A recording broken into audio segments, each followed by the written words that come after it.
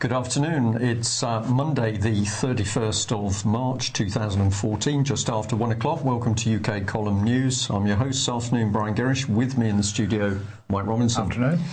Well, pretty cold and grey, chilly in Plymouth. We hear that up in Norfolk the sun is shining and it's not too bad, so well done for you people. We're not too sure what the weather's like in the rest of UK. Could be dry, could be raining, snowing, or possibly a bit more sunshine, so we'll just wait and see. Well, over the weekend, a number of people have contacted us, and the theme is the same, whatever part of the country they're coming from. Things appear to be speeding up, so quite remarkable stories appearing in the press and media, and people are getting a general sense of breakdown. And of course, this is exactly the plan unfolding. It is to destroy the institutions, Britain's institutions and history, to leave people floundering around, not sure what's going on. But at the end of the day, the instant solution is an application of common sense.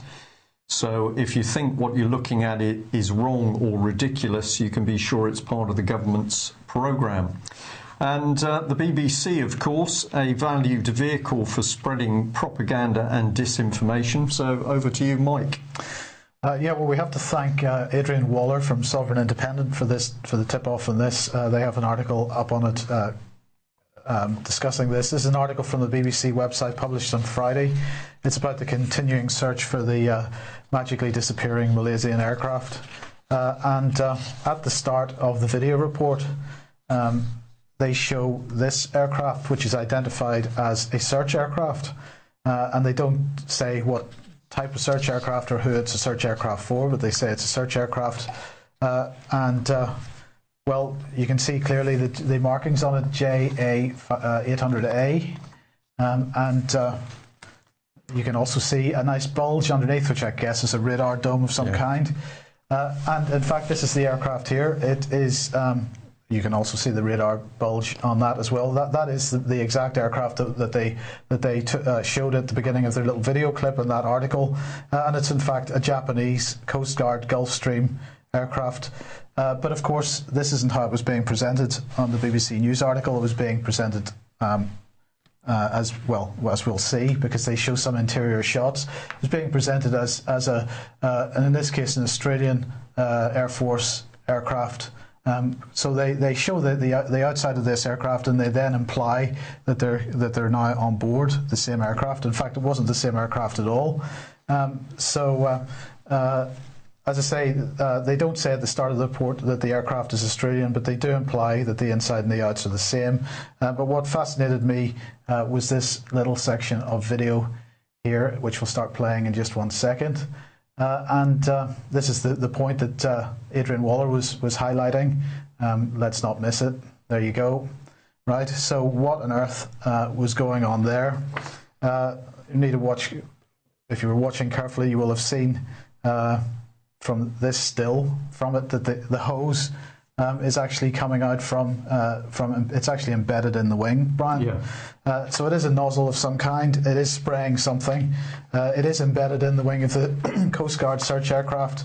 But of course, we know that it's not actually the Japanese Gulfstream that was shown at the beginning. In fact, it's one of these. Now this is not an Australian one, but this is an Orion, and the one that they are on board is clearly being operated by the Australian Air Force. And if we look out over the wing, again, you can see the exhaust from the engine, as you'll have noticed in the previous image. So the question is, what is going on there? We don't know what's going on. We can only speculate. But why has the BBC chosen to include this piece of footage in their report, do you think?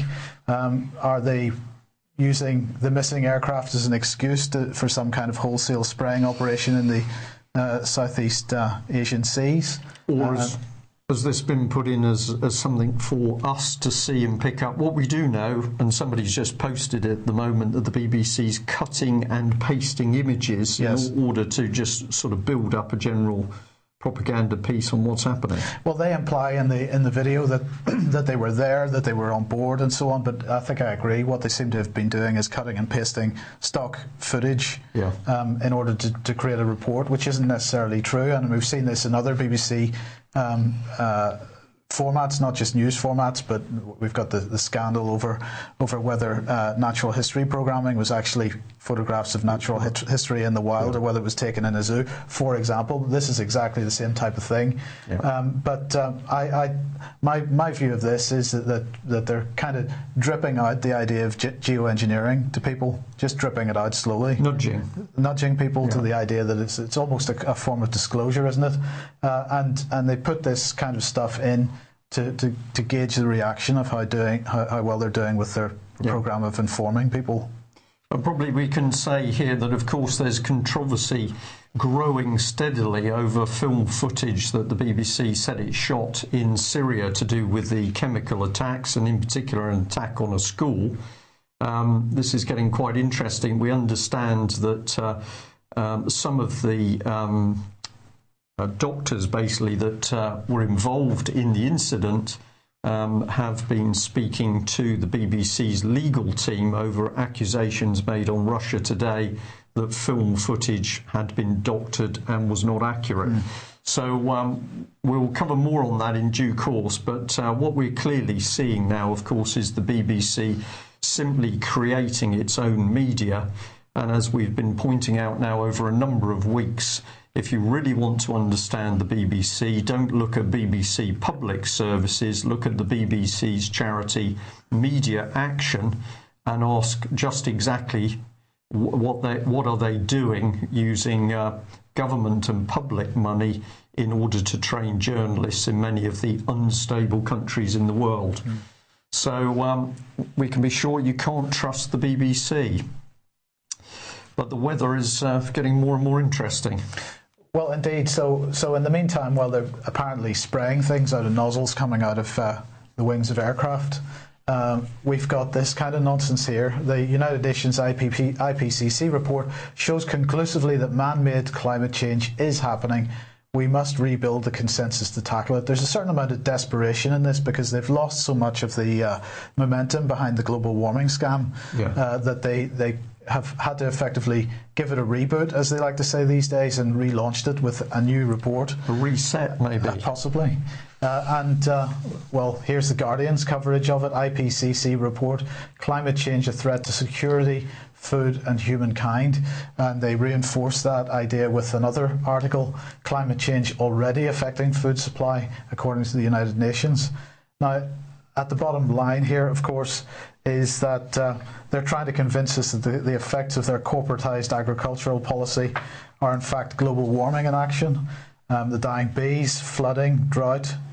I mean, they're trying to convince us that none of these are as a direct result of Agenda 21 and the resulting deliberate destruction of hundreds of years of infrastructure created by previous generations of farmers.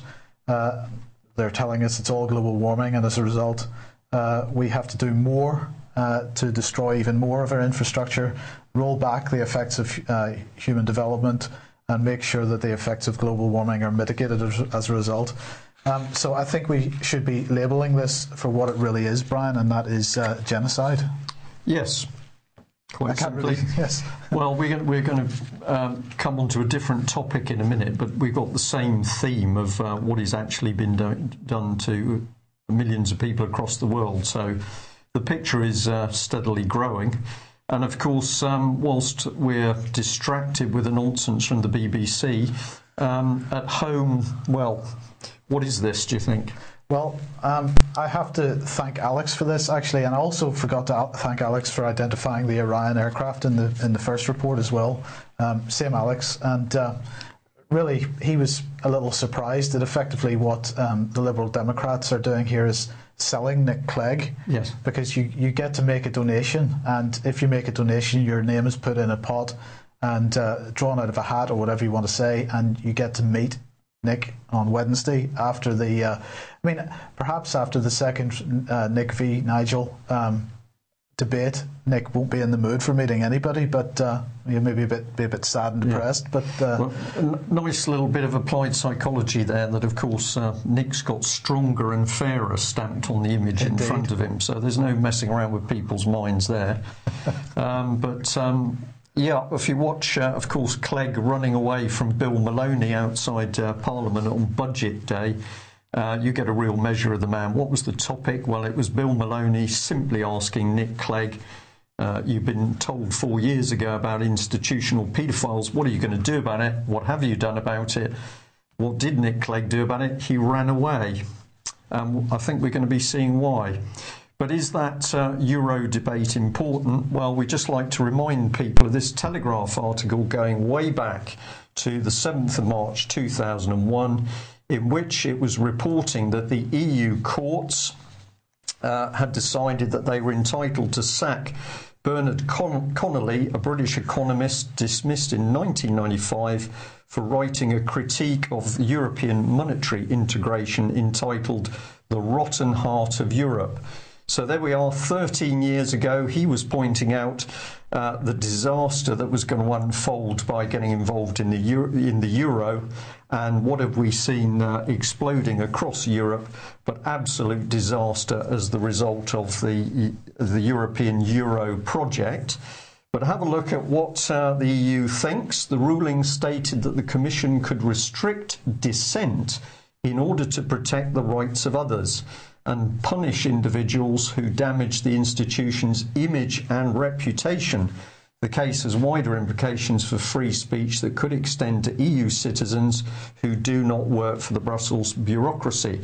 So here we are, we're getting to the stage way back in 2001 that if you dare criticise the corrupt, fraudulent and criminal European Union, am I allowed to say that, Mike? Well, it's true. I've just done it.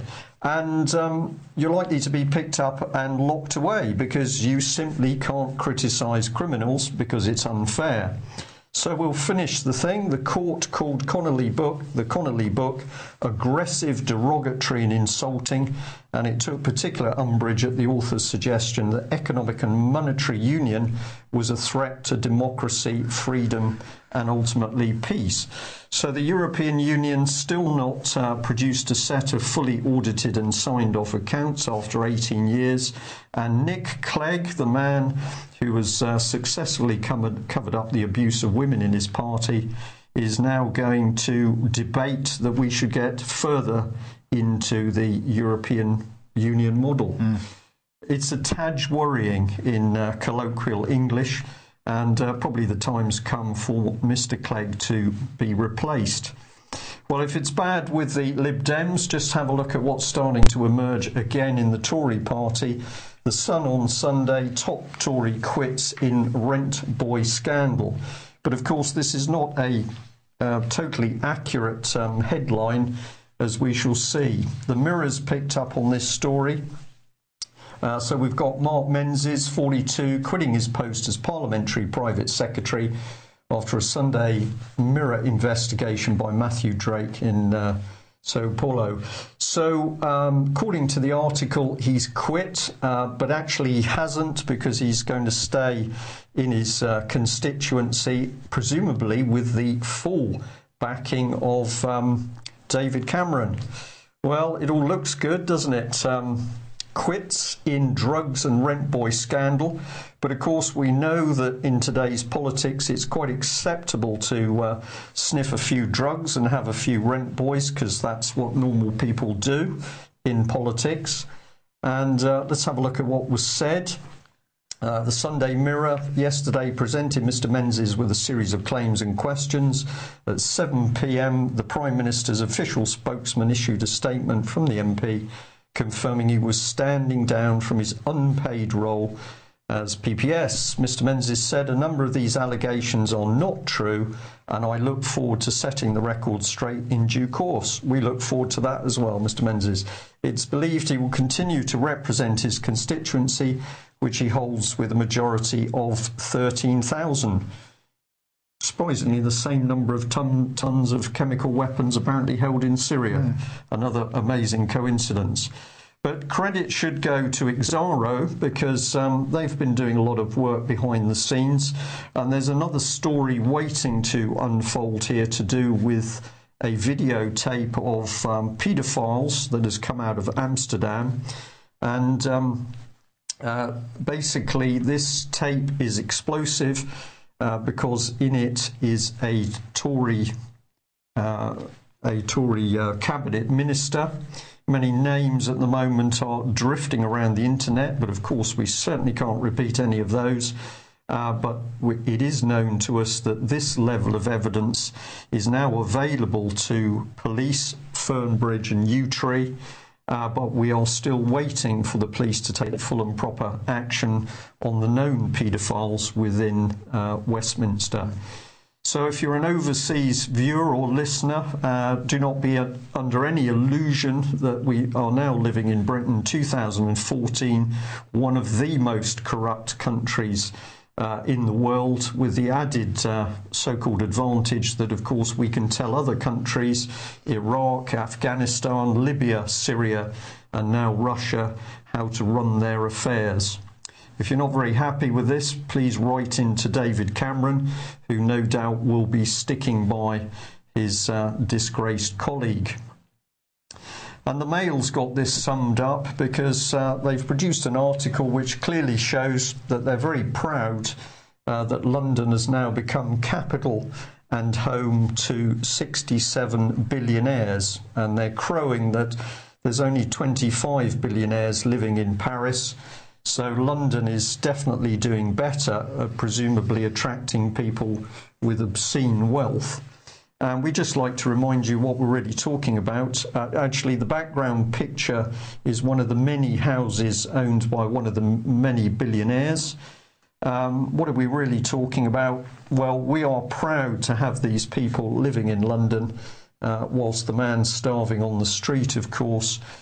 Well, that's down to climate change, isn't it? That it's nothing to do with people hoovering up the foodstuffs in his native country, hoarding them and selling them on the stock market, effectively. It's down to climate change. So let's have a look at where we're heading, unless we all stand up to be counted. A remarkable series of photographs in this Mail article about police in Rio de Janeiro moving in order to clear out a slum area, and this is ahead of the World Cup. So interesting state of affairs, isn't it? We're going to kick a football around, and this is so important that we don't have anybody who wouldn't be able to feed themselves. Just have a look at some of these photographs here. And this is the bit I get. These men have gone into this area clearly with love, compassion and charity. And we just like to ask the question, will Bishop Timothy Stevens, the new Common Purpose Chair of Trustees, be speaking up for the poor and starving in Rio de Janeiro's biggest slum? Well, we look forward to seeing whether the Bishop will be speaking out on that. But I've got a feeling that if you're a future leader starving, bit of a nuisance, really. Really, yeah. And where is this leading us? What's happening with Britain's police? Well, the new fast track scheme to open up the top ranks is just being launched today. This is a move to fast track external recruits. That really means foreign recruits into senior policing roles for the first time.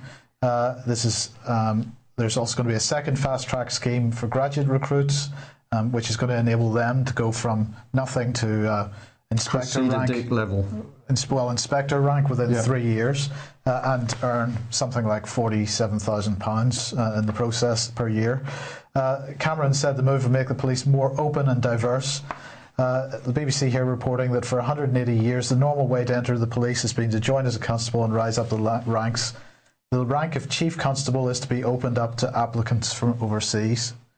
Right, so, and then they go on to say that the College of Policing has announced the recruitment schemes and said that these would bring people in with more diverse backgrounds and new perspectives. And I just want to ask, what right have they to bring new perspectives, so-called new perspectives, into British policing? British policing is based on over a millennium of common law. These people that they're going to be bringing into the Chief Constable's role have no idea what a constable is, what a Chief Constable's role is, no concept of common law and the protections that it gives us.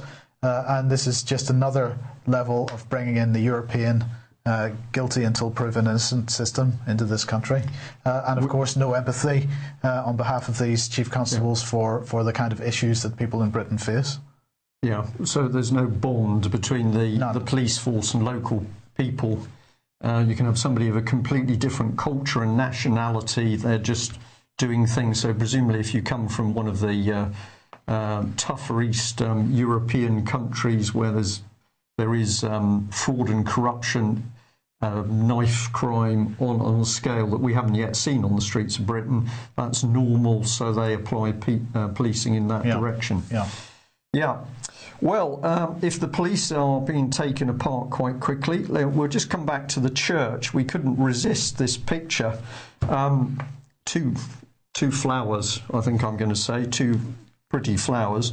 But this is the Children's Society saying that 33 bishops, magic number, have signed up to a campaign to help children be safe if they've run away. And of course, this brings us back to Common Purpose trustee Timothy Stevens. And we'd just like to say, isn't it remarkable that nothing, absolutely nothing has been said on the track record of Common Purpose paedophile Jamie Rennie, a man who, together with several other men, was put in jail in Scotland for horrific paedophile abuse on young children. And then we have Matthew Byrne, who was Common Purpose Advisory Board member. So this is a man selected by Common Purpose colleagues as a future leader. He was sentenced to an indefinite period in prison for the sadistic torture and wounding of prostitutes in his bedroom, which he turned into a torture chamber. So I don't know whether I'm missing something here, but it seems to me that the church are now more focused on transformation and change and politics than they are on care for the sick and needy. But probably I'm mistaken. But we're not mistaken about this one. Former Bishop of Truro's twin brother charged with sex offences. This actually goes back to November 2012, where Bishop Ball was picked up. Sussex police have been continuing to investigate since that time, and we understand that the Crown Prosecution Service is now seeking to prosecute him in respect of 3 offences. So interesting times in the church, really. And the Catholic Church doesn't seem to be doing too well, as we see the Vatican saying, well, you don't need to report child crimes. Keep it in-house. That's the best way of dealing with it. Yeah, brilliant. Okay, well, this is Lord Warner, ex-advisor to Tony Blair, was a health minister, I believe, at that time. Suggesting that NHS users should pay £10 a month for using the NHS. So it becomes a £10 a month subscription service, a membership charge is what they're calling it, to save the NHS from sliding into a decline that threatens its existence. This is in a report that Warner co-authored for the think tank Reform, of course. And he says a dramatic action is needed as the NHS faces an expected £30 billion a year gap in funding by 2020. It's interesting. I think in itself it's not that interesting, because obviously it's there to reinforce the notion that the NHS is in such a bad condition that it's going to need to be privatised. But I find it interesting that people are starting to propose a subscription model for many of the services, because this isn't the first time that we've seen an article describing a sort of monthly subscription model for some services. We've heard of local authorities starting to make noises in this direction as well with regard to some things. And the question I just want to ask is, in the case of local authorities that are wanting to offer a subscription for lifting the bins or whatever, or in the case of this subscription for using the NHS, where does that leave the various tax regimes? Because, of course, you can't charge for something twice, can you? Well, I think it's getting increasingly common, Mike, isn't it? I mean, look at energy. We've already paid for a lot of the most of the infrastructure. So you've paid for it out your taxes. You then give all that public infrastructure away to a private company, and they charge you for the same thing again. Yeah. So I think the track record's set, isn't it? Okay. If you were a sole trader, it would be called fraud. But of course, if you do it as a Conservative, Lib Dem, or Labour government, it's called policy. Yeah. Well, we just wanted to say that if there are any overseas viewers who thought we were being a bit extreme on sticking with the sheer corruption around paedophiles and the courts, we were sent this morning from the Huffington Post. One percenter convicted of raping infant child dodges jail because he will not fare well in prison. It's quite an interesting ruling. Here's the judge, Jan Jurden, and she suggested that Robert H. Richards IV would benefit more from treatment. He's been charged with fourth-degree rape. Was charged with fourth-degree rape in 2009, and he's an unemployed heir living off his trust fund. Now, he's connected through to the DuPont empire. I encourage you to go and have a look at this story. But he gets a very light sentence, and it only became public as a result of a lawsuit filed by his wife. I'm not going to read out the rest of it. You can freeze that on screen, but he was doing disgusting things with his 3-year-old daughter.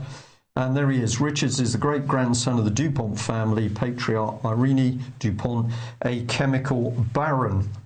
Now, this is the interesting thing. So basically, he's ended up on a £60,000 bail while waiting his charges, but he'd hired one of the state's top law firms and subsequently was offered a plea deal of 1 count of fourth-degree rape, which carries no mandatory minimum prison sentencing. We should have said this was in the US. It isn't, yes, sorry. So this was my point. This is happening overseas in the US, but we often see the similarity between what's going on in America and what's happening in UK. Sorry if I didn't make that clear. Well, here's the judge. Go and have a look at Delaware state courts. And the bit that interests me is down the bottom. It says Judge Jurden was the 2011 recipient of the Outstanding Service to the Courts and Bar Award, presented by the Delaware State Bar Association to a judge or lawyer who, by exemplary service to the Delaware courts and the Delaware Bar, has substantially assisted the courts and the bar and strengthened the public trust and confidence in the state's court system and the administration of justice. So we're going to say well done to the judge there. But isn't it interesting we see great similarities in the way justice is going within UK? Meanwhile, of course, in Russia, well, what a horrible, corrupt regime we've got over there. Well, indeed. Well, in fact, on Friday, while Obama was in Saudi Arabia, Vladimir Putin gave him a call. And following the call, there was no agreement on really very much, and the press statements didn't agree on what was said between them too much. Nonetheless, probably the Russian press statement on this was more accurate. But one thing that was agreed was that Kerry and Lavrov should meet, and indeed they did last night in Paris. And I thought it'd be interesting just to contrast a couple of media reports, because here we've got The Guardian possibly trying to make up for make it up to the government for the Snowden leaks by absolutely pushing the government line. Aggressive Russia, unbending, unwilling to compromise. And if we just contrast that with The Telegraph, which is being a bit more reasonable about things, US and Russia failed to reach a deal, and indeed they did, but with each of them holding separate press conferences afterwards, and Kerry absolutely keeping up the Russia is the aggressor rhetoric. But no matter how much rhetoric Kerry and Haig pump out about how aggressive Russia is, as Lavrov points out in this article, it's not Russia that's actually taking over half the planet at the moment. Lavrov said, we have agreed with some countries for our vessels and naval ships to use their existing infrastructure for calls, service, minor repair, replenishment of food and water reserves, and rest of crews. Construction of bases like American ones is out of the question. Any agreements like those concluded by Americans to ensure immunity for their servicemen from crimes in the country of their presence are also out of the question. So Russia absolutely making it clear that they have no intention of building new bases anywhere outside Russia. and indeed criticising the Americans for the fact that if you're American operating in a US base in a foreign country and you commit a crime in that country, you basically have immunity. So I think I know which side is the aggressor in this, despite the rhetoric. And so does Paul Craig Roberts, because he's absolutely singling out the US regime as being the aggressor in this. And I highly recommend people have a look at this article, because he gives a bit of history. And I just want to read a couple of bits out of this. Does Obama realize that he is leading the US and its puppet states to war with Russia and China, or is Obama being manipulated into this disaster by his neoconservative speechwriters and government officials? World War I was the result of the ambitions and mistakes of a very small number of people. Only one head of state was actually involved, the President of France. And he goes on to give a bit of history, and then he says a Franco-Russian alliance was formed. This alliance became the vehicle for orchestrating the war. The British government, thanks to the incompetent stupidity or whatever of its foreign minister, Sir Edward Grey, was pulled into the Franco-Russian alliance. The war was started by Russia's mobilization. The German Kaiser, Wilhelm II, was blamed for the war despite the fact he did everything possible to avoid it. And so he goes on. I'm just interested that he highlights the Franco-Russian alliance. Of course, if we bring this forward to this year, it's the Franco-British alliance, which is really at the heart of what's going on these days, isn't it? And he ends by saying the secret British, Russian and French aims of the war were hidden from the public, which was whipped up with fabricated propaganda to support a war whose outcomes were far different from the intentions of those who caused the war. People seem unable to learn from history. We are now witnessing the world again being led down the garden path by lies and propaganda, this time on behalf of American world hegemony. Well, I don't agree with Paul Craig Roberts that America is driving this. Of course, he's absolutely of the view that America is driving this and Britain acts as its puppet. I think it's quite the other way around. Yes, well, an example of that, in fact, is The Economist, which, of course, is absolutely a City of London mouthpiece. And this is another article that I recommend people read, All for One. And it's really, it's really a provocation against Putin and pushing the idea that NATO really has to expand. The greatest provocation to Mr. Putin is to fail to stand up to him, they say, and the least costly time to resist him is now. Emboldened, Mr. Putin could test NATO's resolve by changing the facts on the ground. For example, grabbing a slice of Russian-speaking Latvia, say, or creating a corridor through Lithuania to Kaliningrad, and daring the alliance to risk nuclear war. More likely, he would try destabilization, the sabotage of Baltic railways, the killing of Russians by agents provocateurs, strikes, protests and anonymous economy-wide cyber attacks. That would make life intolerable for the Balts without necessarily inciting a response from the West. I'm just going to read that again because I nearly fell off my chair. They are suggesting that Putin is likely to try destabilization, the sabotage of Baltic railways, the killing of Russians by agents provocateurs, strikes, protests and anonymous economy-wide cyber attacks.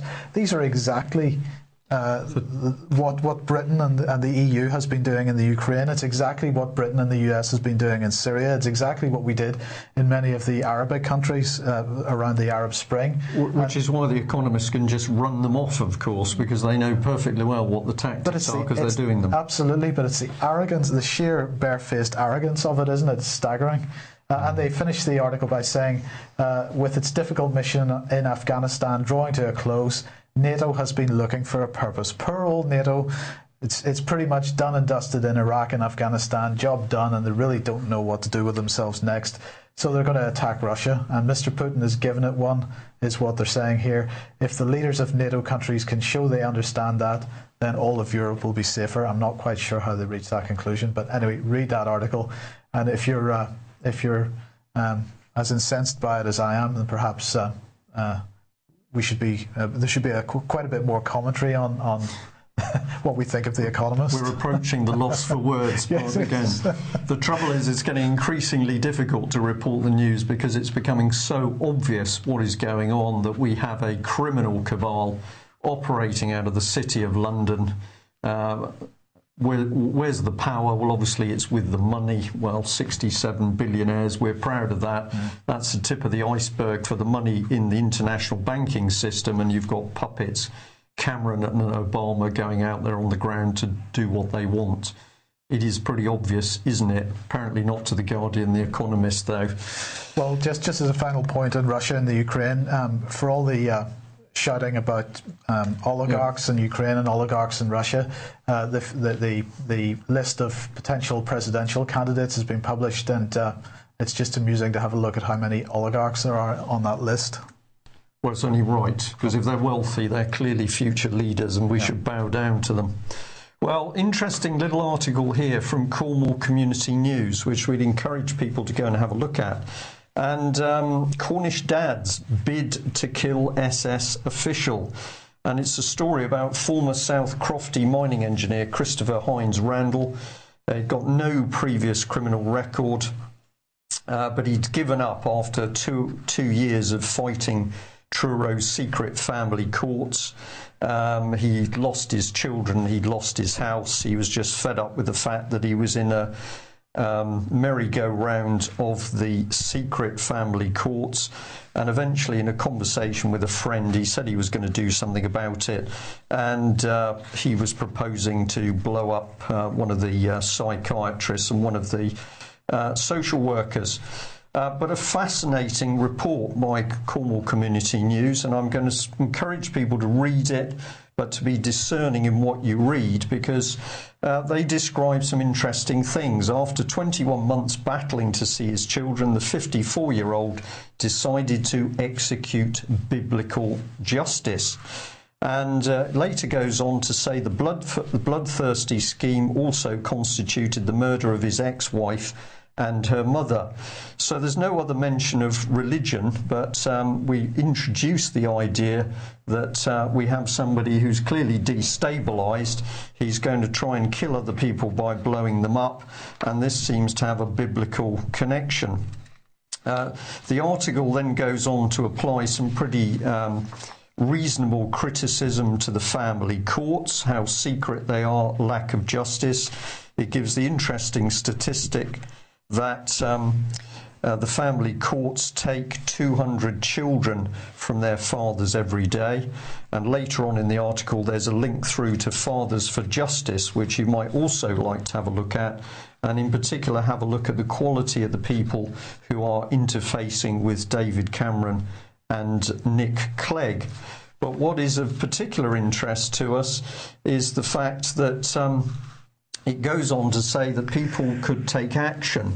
Any coverage will lionise Hines Randall's ex-wife and mother-in-law as innocent victims and demonise him as a violent lunatic. As journalists and as human beings, we're sick of it. CCN does not condone violence and urges victims of the family court and SS to engage in political campaigning. And then I think there's a grammatical error, that widespread civil disobedience and unrest. So Cornwall Community News think that we should start civil disobedience and unrest as a means to righting what was going on here. And we're going to say we disagree with that completely, because if we're going to deal with this type of attack on justice within the family courts, it's absolutely vital that people stay reasonable and peaceful, because what the government is waiting for is violence on the streets. So we're not sure whether CNN understands the full story and is just getting a little bit emotive, or whether there's some very clever journalism here which is attempting to play on the back of obviously a father driven to the limit in order to try and stir up violence on the streets. Read it for yourself, I think, is the answer. And of course, on the subject of family courts, as always, another reminder that Robert Green remains stuck in prison. He's normally locked up for 18 hours a day. And what has this man done? Has he interfered with children? Has he abused babies? No.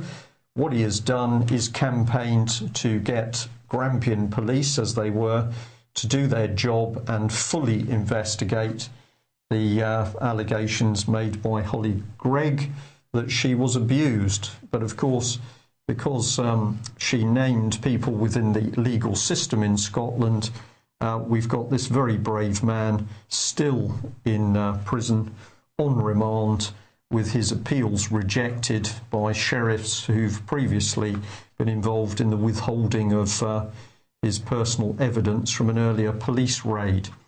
Of course, remember that north of the border in Scotland, we have no separation of powers. So we have ministers, justice ministers, intimately connected with politics. And that leads us into a very interesting situation. Of course, we could remember that south of the border, we've got powerful figures like Ken Clarke and Lord Falconer, who also appear to want to bring England into this same situation, which would be highly dangerous for freedom and common law. If you haven't written to Robert Greene, I'd encourage you to do that. We understand he received about 250 cards on his birthday last week, and he's delighted to hear from anybody who'd like to get in contact with him. I think that's about it, Mike. Yep. Pretty hard-hitting news today. We're not making it up. We're simply pulling it out of the mainstream press, but perhaps doing a little bit of analysis to let people see the bigger picture arising. If we want to stop it, withdraw your consent and simply start to apply common sense. Thanks. Sorry. Crane Report 7:30 tonight, and Fracking Nightmare at 9 p.m. and on ukcolumn.org/live as usual. That's it. Thanks very much for joining us. See you tomorrow, same time. Bye-bye. Bye.